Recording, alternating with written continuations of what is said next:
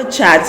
We're going to talk about what it means to live abroad. How does she feel about coming back to Addis? And maybe something we can learn from her. Yeah? All right.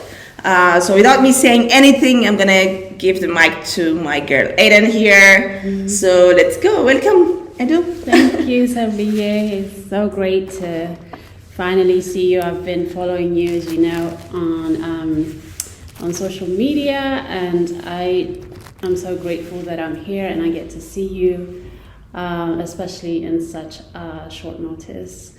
And yes, I have not seen you in over 20-something years, so yeah. It's good to see you. It's so good to have you here. So awesome to see you.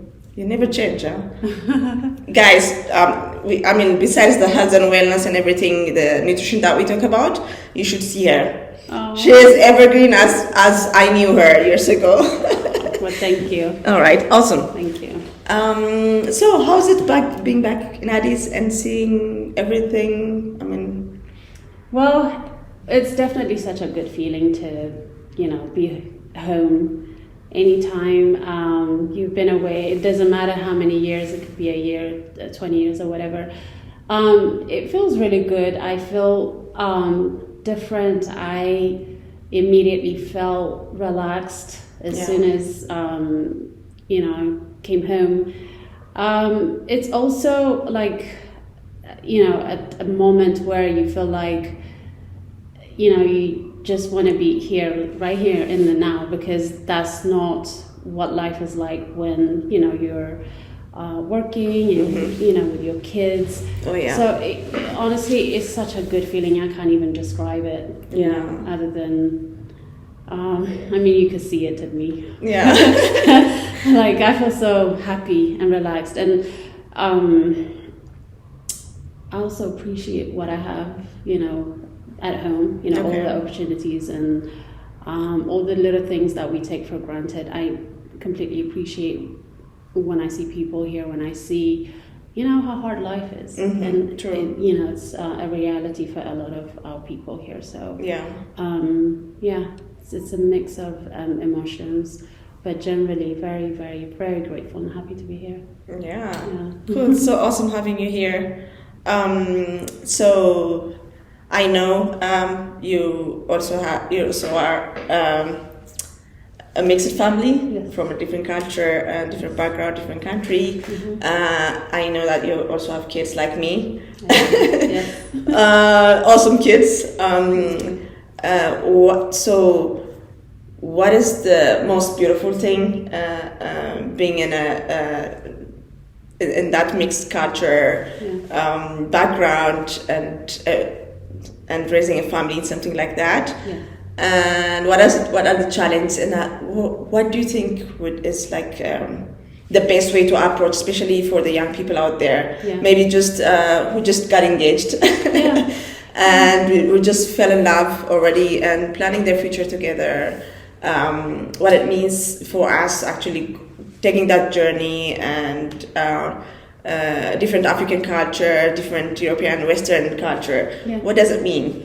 Well, for me, it's definitely been, a positive and not so positive experience.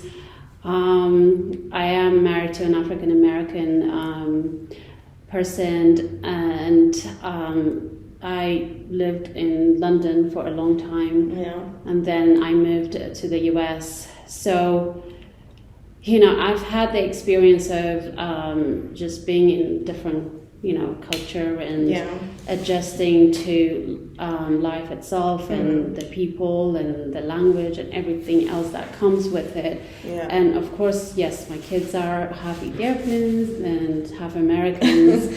And then also know a lot about, and they're actually born in London, both of them. Wow. So, in that respect, I'm lucky, and so are they, because you don't get that kind of opportunity often. Mm-hmm. For the most part, I would say that I am so glad that, I was lucky enough to have met my husband, because without that I wouldn't have my kids, and without that I wouldn't have the experience that I have now. 100%. I definitely would not have the the educational and work experience. That comes obviously by living in the UK and then in the US. Yeah. So all of that, it's been challenging because, you have to, change your mindset. Mm-hmm. I was young enough to kind of adjust to changes so quickly and not think about it too much. Yeah. So that really helped me. So Okay. for somebody young, I think I was probably just turned 14 when I left Ethiopia. Yeah. I went to London, went to school. You were pretty young. Yeah. Yeah. So that really helped because you really don't take too much time to analyze things. But let's say if I lived in Ethiopia for maybe a few, 18 or whatever, Yeah. I think that, you would be more into our culture and things probably would not be as easy as it was for me. Now, as far as being married to a non-Ethiopian person, it was all good and well at the beginning, of course, but it was definitely challenging, for family members, especially the older generation, to understand and accept that person and be happy for you. Yeah. So for me, the way I dealt with that is that I've tried my best to talk to them. When I introduced him, I really had to show them that he came from a good family background. And not obviously, knowing our tradition. They need to know the family member and stuff like that. Yeah. But I was also in a mindset at that time where I felt like you really should be able to accept people for who they are. Absolutely. So I was very strong-minded about that. So whenever I had challenges with people who weren't willing to get to know him, I just had to, let it go and just, accept it for what it was. Yeah. Because you can't convince everybody. No, you can't. But please repeat that. I think this is really important. Yeah, you can't convince everybody. Yeah, You have to let those people go. Yeah. Otherwise, you will be fighting with yourself and with those people. Because sometimes, it's our reality. And if people can't be happy for you, they really weren't meant to be for you. Yeah. So letting go, and I did a lot of that, not just with family members, with friends too. And absolutely agree. Yeah, and so you can't waste your energy on things that are not going to benefit you long term. Absolutely. And then of course, once it did get easier, once I had my kids, especially, your parents will come around because they forget about everything that they've said to you. Once they have grandkids. And also it's a way for you to prove to them that, see, I was serious about this person. And then that's also a way for them to see that he stuck by you, right? I've known my husband for over 20 years now, because we were friends at the beginning. Yeah. And so, he proved it to them. So in time, things get better too. It does. So if you can't convince people, at the start, don't give up. As long as you know what you want, as long as you're happy with that person, just stick to it and, see what happens.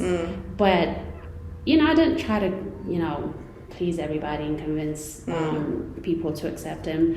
I would say now it's a lot easier. He's a very easygoing person. So, everything worked out, but there are definitely challenges, and you just have to, know who you are, stay positive,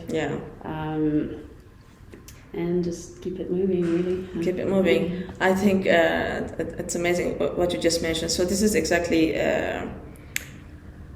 why I love the fitness industry. You also have this healthy, active lifestyle. Yes. So mostly we always assume that it's just like fitness, getting fit and healthy. The same principle you just mentioned in life and relationship when it comes to with your kids. I mean, sorry for my language, sucking it up, living in certain countries, even with certain challenge. What you just said is sticking to it and let it head on. You fight, you go through it.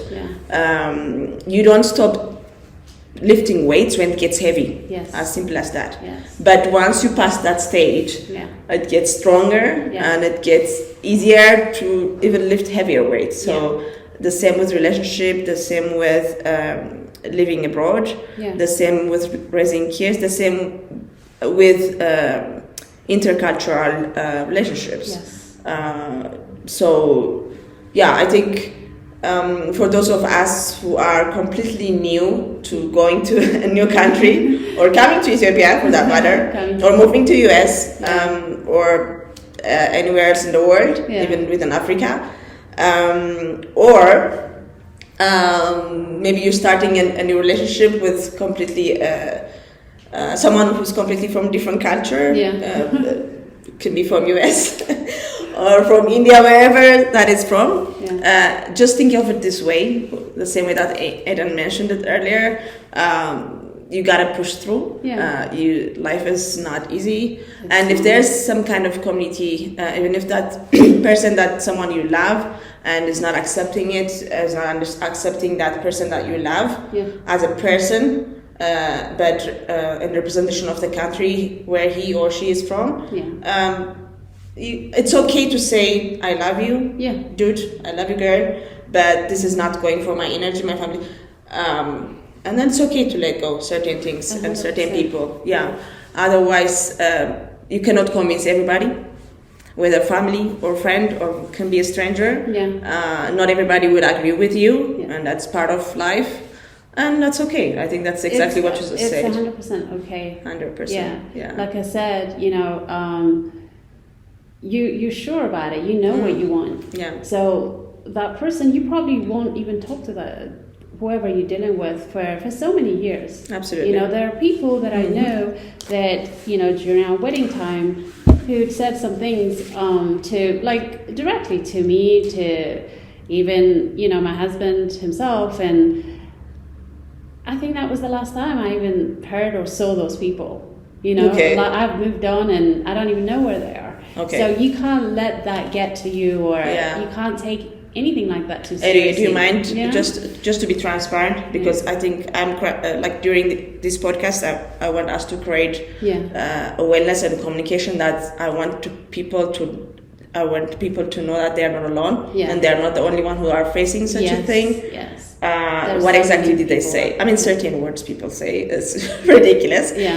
What exactly did they say? So like, for example, one of the things that really, like, honestly, yes, at the time it did affect me, but obviously I've moved on from that. It's the race thing, and it's hurtful because I mean, who are we to judge other people? Who are we? We're all people. I mean, really. And so one of the things that I've heard quite a bit, this is literally a few days before the wedding. I was here for 2 months, whole 2 months to prepare. He came a month, for about 4 weeks. Something like, as if I'm not a black person myself. How do I put it? Like, I know it sounds better in Amharic, but if I was to say it like in English, it was something in the line of at least he looks like one of us. Like, he has the features. You don't have the features of certain regions in Africa. He has that Abasha looking features, meaning not a big nose and very good smile, or not big lips, and his hair texture is closer to our hair texture. And those words were hurtful. They were hurtful, and I was a lot younger.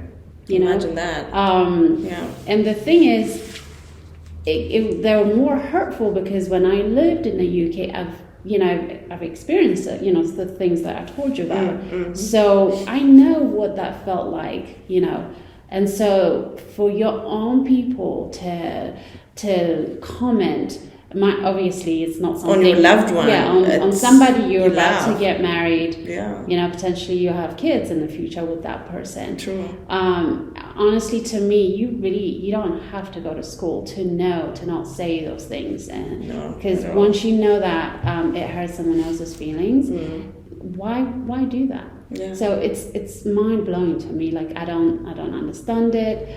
But you know, for me, I guess at that time, of course, with all what was happening, you know, kind of forgot about it. But years later, even to this day, yes, I do recall it. And then when I come home, if we talk about that, the wedding time, people ask me, I still have people where they'll be like, oh, how's your husband? The kids look more like you. I'm so glad they look more Abasha versus, it's like, what do you do with that?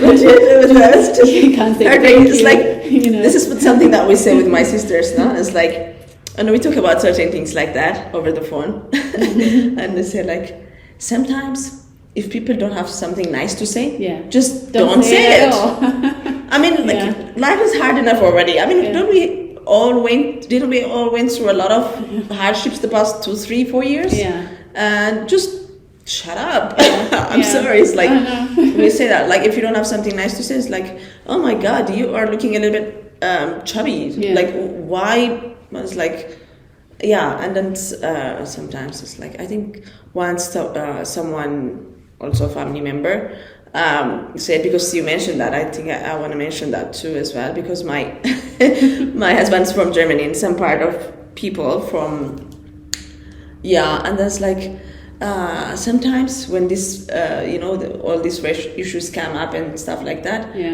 and when we go out certain places and stuff, like, sometimes I'm a little bit glad they're a little bit lighter. Because sometimes people are doubting if they're, especially my elder one, if they're doubting if she's even really my daughter. Right.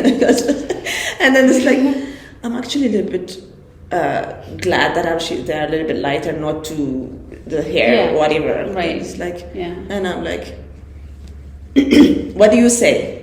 I mean, they went beyond, my husband, and they went beyond, and then, like, don't touch a mom who, like, who has kids, no? You know how, like, the nature is, the moms are the most protected, and we would do anything to protect our family. I think you should not mess with us now. True. Absolutely. But I don't know. I mean, honestly, I don't have any, obviously, answer or solution. But at least I just wish that people were aware, or like, if you confront them, maybe confronting might be a good idea. I think so. Who they are. I agree. Maybe they don't know. I'm not sure. I kind of did that once. This is actually a really close, older, but a really close family member. And this is during my last visit in 2019. Okay. And we were literally sitting in my mom's living room and having coffee. And again, it was about talk. And something that she said was, at least if the guy looked like your husband, because your husband happens to be, good looking, he looks like one of us. That really gets me. Like, who are one of us? We're just like, we're like them, we're the same, And so, so this was a talk about another person who was getting ready to get married to another African American person, but they didn't think, the person was good enough in terms of looks. And so that person, a very close relative, compared this other person to my husband. So at that time, I did confront that person. You're really wrong for saying something like that. Like, I really did, and it kind of, like, my mom kind of had to break and this is literally maybe 2 days into my vacation. Like, I think I got here like 2 days before, and so I don't know how it started. Maybe talking about the wedding that's coming up. And that was my chance to say something,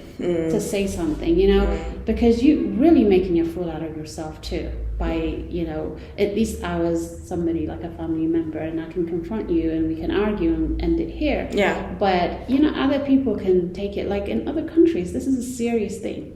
You know what I mean? Like, you can't discriminate. No, you can't. And be okay with that. A lot of people are not okay with discrimination. So I think awareness, confronting people, educating, Educating, true. This is something, I said, not just as health professional that we both are. So I remember doing surgeries. You go to OR, you open the human body. same blood, same thing. Same organs. You're a nurse in US, India, wherever you are, Yeah. or in Ethiopia, it's the same. And if that didn't teach us, even as health professionals, if that didn't teach us, I thought and I believe the COVID time should have taught us something. Oh my goodness. Yes. Okay? Yes. So when people say, like, why don't you speak that language, this language? No.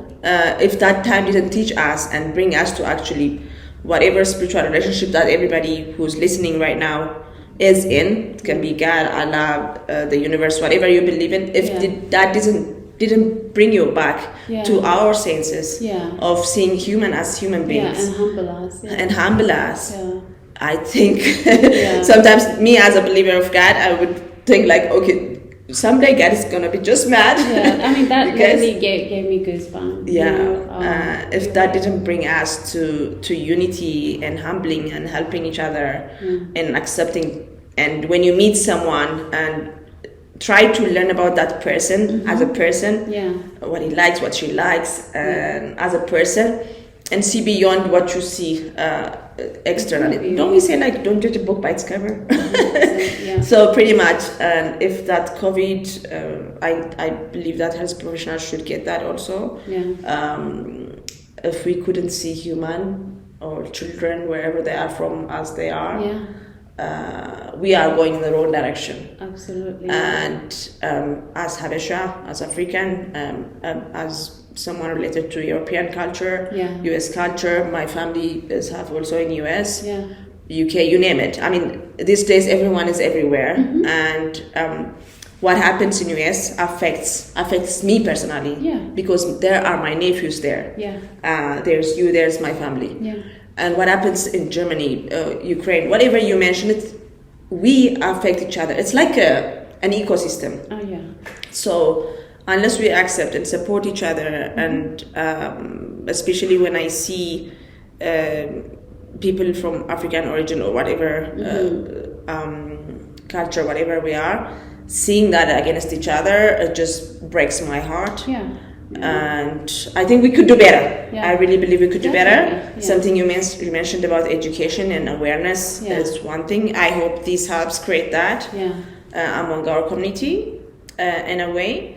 And I mean, let's accept someone, if your girlfriend or your boyfriend, not just like your friend from high school and stuff like that, fell in love with someone from a certain other country with different culture, just be happy for them, okay? Don't, sometimes if you don't have something nice to say, don't say it. Don't say it. And get to know them. You get to know that person as how that person can affect your life. Absolutely. For instance, my husband, true. Really, he's a motivator too, and I mean, he's best buddies with my brothers, and vice versa. Like he's been such a good inspiration to my brothers, because he lived with us when I was in London. Okay. And he's very business minded, very well educated. I mean, he's the reason why I even moved to the US, and now they love coming to America, even my mom. And he's very accommodating, very comforting. Whenever they come, I never have to worry about, like, he would drive them around. He would take them to another state if that's what they want to do. I've never picked them up from the airport. Like, he would go and pick them up and take them to the airport. Absolutely. You just don't know how that person can literally not just change my life, my entire family life. Now it's like, I'm comfortable enough to leave my kids and come here and relax, because you never know. You could be Habesha. It doesn't mean that every single Habesha, people are different. Absolutely different, and that's why it's good to not see color, to not see just get to know that person for who they are. At the end of the day, it's all about, like, where's your future, where are you going, and who's in it. And because he was in it, and because I took time to really get to know him, and once I knew that he was the one, and I tried my family to get to know him too, and they did. Eventually everybody's like, happy for me. But had they not spent that time with him, and had he not be welcoming, like I wouldn't be where I am today. I have my kids, and so just take time, get to know each other, communicate. And if you find out that person isn't really for you, again, it's okay. Not everybody's for everybody. Yeah. True. But just see beyond, the color and the race thing. Yeah, and then which country that person is from. Yeah, absolutely. I completely agree. That was what I was saying at the party the other day. So everyone from Asia and like Japan, UK, wherever everyone was from. So they were generalizing that Habesha community being completely racist. And I felt like heartbroken in a way. I was mentioning it to you earlier. So seeing as a person, getting to know him, it was the same with my husband. For change is scary. You see something new or someone, you go to somewhere new, it's scary, obviously. But give it time. Get to know that person. I think it's also an opportunity too, you know, because you might not see that at first. I never saw myself like restarting in America. Like because I was well established in the UK. I was happy there. I had my family. I was able to travel back and forth, and everybody can come. So I was happy. True. And so moving to another country and restarting, that was the last thing on my mind. But I gave it a chance. When I first met him, I gave him a chance. I gave myself a chance to get to know him. And I thought I was done. I was okay. Like I didn't need to go back to school. But what happened? I went to the US, moved to the US, and I had to restart all over again because it was kind of hard to find work, without US education, even when you came from the UK. Yes. Okay. I know, so I had to take a couple of years, went back to school. Now I can say what? I have this experience from the UK, two of the biggest countries in the world, and then this even more experience in the US, because that's where I was that's where I am right now, 10 years under my belt. So, I can adjust to the UK system, I can adjust to the US system. I can live in both countries. My kids get to have that opportunity. It creates opportunity, big time. I can now come back to my home country and give my kids opportunity and myself. True. So it's a lifetime experience, but without being open-minded and without being... Please repeat that for me. Without being open-minded, absolutely. And just see that opportunity, envision it. You can't have all of that, and it's possible to have all of that had you been an open-minded and welcoming person. Be open-minded, because we already have that. You and I, a lot of other people, we already have that. I don't understand why we let traditional culture or whatever. All of that's good, but there are certain things you have to eliminate and see it. Like it's very clear to not. To choose to not discriminate. But if you choose to do that, to go ahead and discriminate, then you probably are going to miss out on those good opportunities and, lifetime experiences. See, open-minded. Listen up, guys. Open-minded, she's absolutely right. Get it integrated in your lifestyle, life system, mindset, whatever you need to fix. There's this guy who said, I think it was Steven from his, so... If you want to grab on something new, and you're holding on trash, you remember these black trash bags? You're holding on trash bags in your hand. History, bad betrayals, different colonization. I know we gotta heal. I get it. But then if you're holding on those trash that is not moving you forward or taking up the new opportunity, you have no arm to hold on, right? So you gotta let that go down and grab on something new and be open-minded. And the future is constantly evolving. Don't stay back. Don't stay behind. And if Africa even have to move forward a little bit further, we need to move further forward with the world and be acceptable and tolerant, open-minded, as Edu said. And I would like to mention that again. Be open-minded and be willing to learn, and see that you would be amused what could happen for you, for your family, and for your mindset generally. Yeah. Absolutely. All right.